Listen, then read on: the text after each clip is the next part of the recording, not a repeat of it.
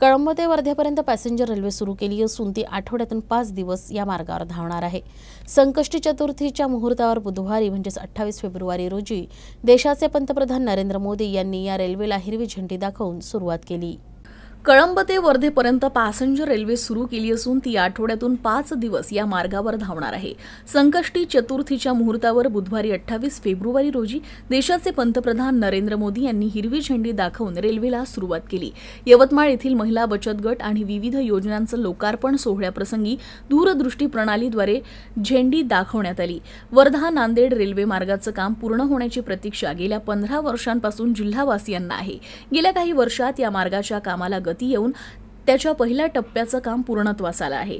या रेल्वे मार्गाचे पहिल्या टप्प्याचे काम 675 कोटी रुपये खर्च करून जानेवारी महिन्यात पूर्ण करण्यात आले। त्यामुळे वर्धा ते कळंब या मार्गावर रेल्वेची चाचणी देखील घेण्यात आली होती।